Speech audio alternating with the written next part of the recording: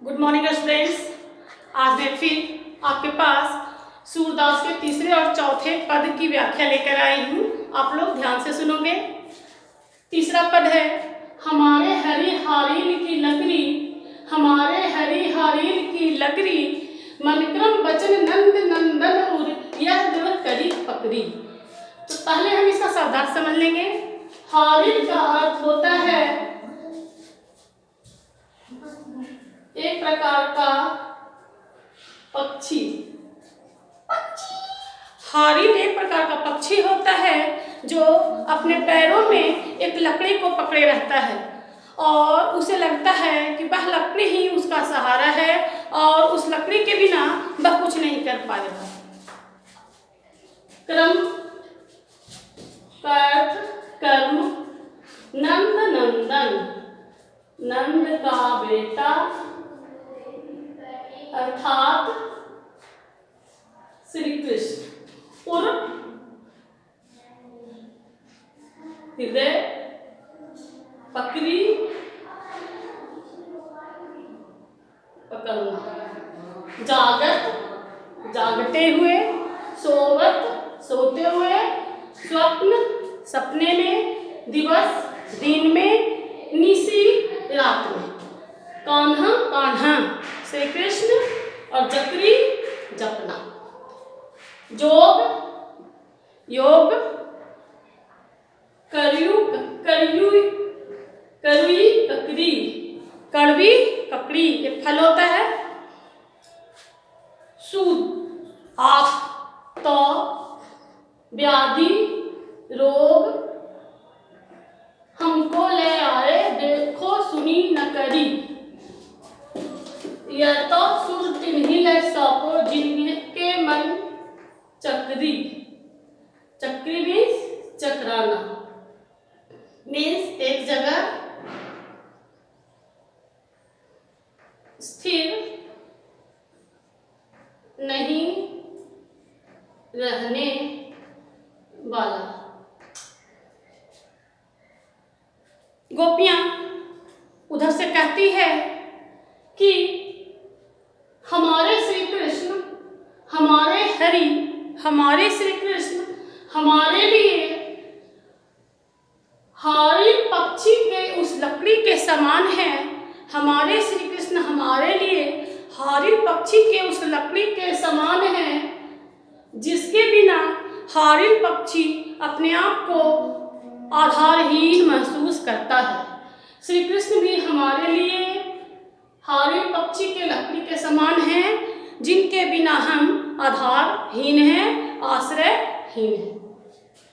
हमने तो श्री कृष्ण को मन से, कर्म से, वचन से नंदन, हमने तो नंदन अर्थात श्री कृष्ण, हमने तो श्री कृष्ण को मन से, कर्म से, वचन से अपने हृदय में दृढ़ता के साथ, मजबूती के साथ पकड़ लिया है।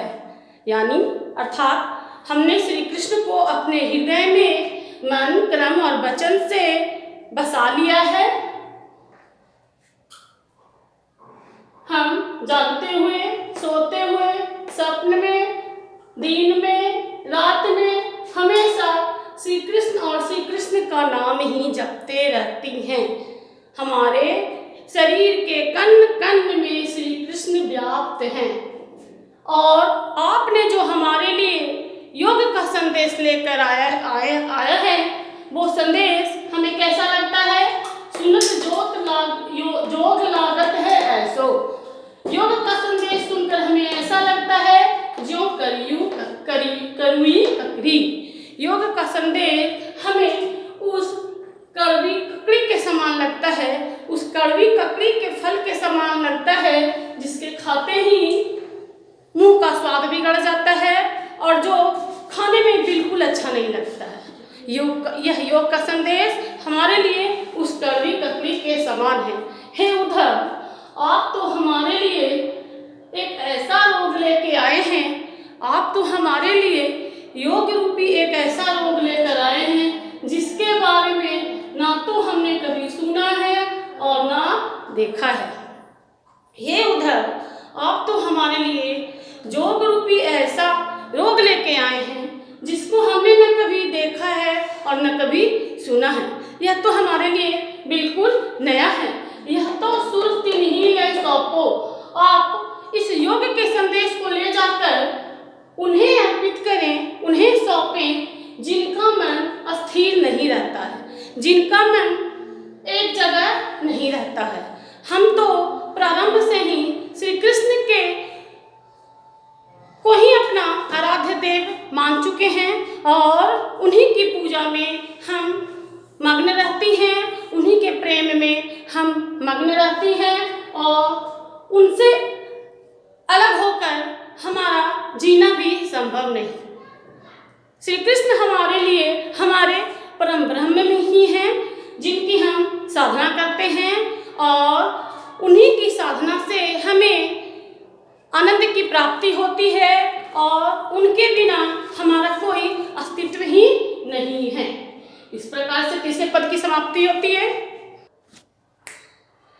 गोपियाँ उद्धव से कहती है कि श्री कृष्ण ने हमारे लिए योग का संदेश भेजा है, इसमें आपका कोई दोष नहीं।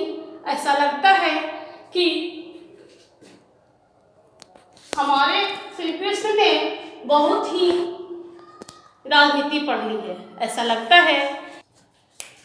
लगता है कि मथुरा जाकर श्री कृष्ण ने राजनीति की ढेर सारी पुस्तकें पढ़ ली है और वे एक बहुत बड़े राजनीतिज्ञ हो गए हैं, जिसके चलते उन्होंने राजनीति से वशीभूत होकर हमें ये योग वाला संदेश भेजा है। समझी बात कहत मधुकर के समाचार सब पाए। शुरू से हरि है राजनीति पढ़े आए। हरि ने बहुत ज़्यादा राजनीति पढ़ ली है। समझी बात कहत मधुकर के समाचार सब पाए। हरि ने बहुत ज़्यादा राजनीति पढ़ ली है और वे एक राजनीतिज्ञ हो गए हैं, जो उन्होंने आपके माध्यम से हमें समाचार भेजा है। खुद ना आकर आपके माध्यम से हमारे लिए योग का संदेश भेजा है। सिर्फ एक अति चतुर होते पहले ही। एक तो श्री कृष्ण पहले से ही बहुत ज़्यादा चतुर थे, एक तो श्री कृष्ण पहले से ही बहुत ज़्यादा चालाक थे। अब गुरु ग्रंथ पढ़ाए और मथुरा जाकर उन्होंने गुरु ग्रंथ पढ़ लिया है, बहुत ज़्यादा ही गुरु ग्रंथ पढ़ लिया है,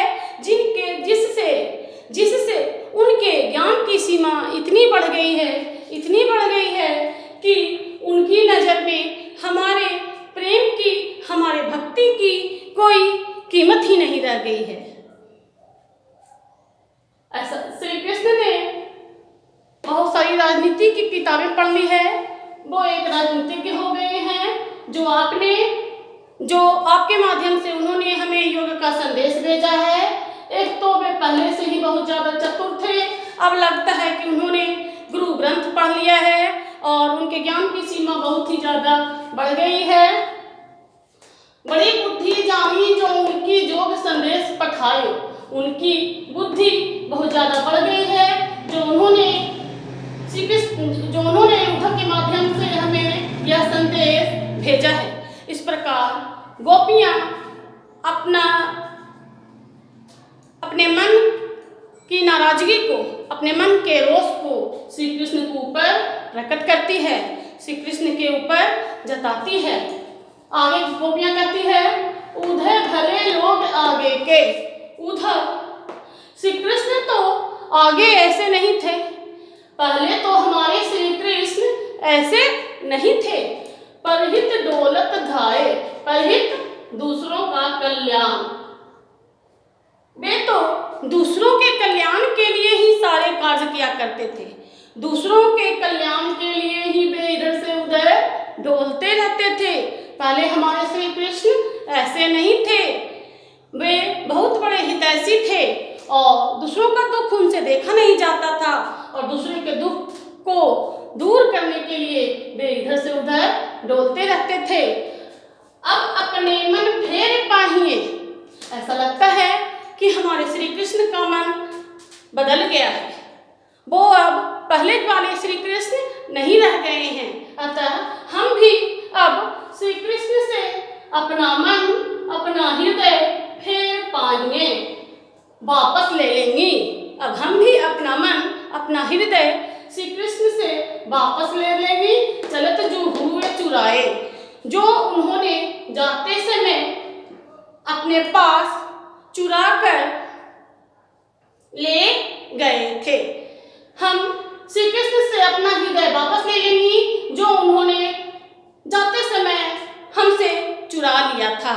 अर्थात अब हम श्री कृष्ण से प्रेम नहीं करेंगी, अब हम श्री कृष्ण के भक्ति भावना से दूर रहेंगे और उनके मोह माया के बंधन से दूर भागेंगे। ते क्यों अनीति करे आपुंजे और अनीति छुड़ाए। हमें तो समझ में नहीं आता है कि हमारे श्री कृष्ण इतने कैसे बदल गए, इतने कैसे बदल गए, जिन्होंने की अनीति से दुनिया के लोगों की भलाई की। बहुत बार वृंदावन में के लोगों को भी उन्होंने अन्याय से बचाया। आज वे क्यों हम पर अनीति कर रहे हैं, आज वे क्यों हम पर अन्याय कर रहे हैं, क्यों हमारे मन की बातों को नहीं समझ रहे हैं। राजधर्म यह है सुर जो प्रजा न जाहि सताए। राजधर्म तो वो होता है, श्री कृष्ण तो हमारे राजा हैं, और राजधर्म तो यह कहता है, राजधर्म की यह नीति होती है कि प्रजा को कभी भी ना सताया जाए। फिर श्री कृष्ण अपनी प्रजा को क्यों सता रहे हैं, वो हमें क्यों सता रहे हैं, और खुद ना आकर वो योग वाला संदेश उद्धव के माध्यम से हमें उन्होंने क्यों भेजा है। इस प्रकार से चारों पदों के माध्यम से, इस प्रकार से भ्रमर गीत के चारों पदों के माध्यम से गोपियाँ उद्धव को खरी खोटी सुनाती है और योग के संदेश से बिल्कुल ही दुखी हो जाती है। इस प्रकार से इस चैप्टर की समाप्ति होती है। अब अगले वीडियो में मैं दूसरे चैप्टर 10th क्लास के दूसरे चैप्टर तुलसीदास को लेकर फिर से वापस आऊंगी। तब तक के लिए धन्यवाद।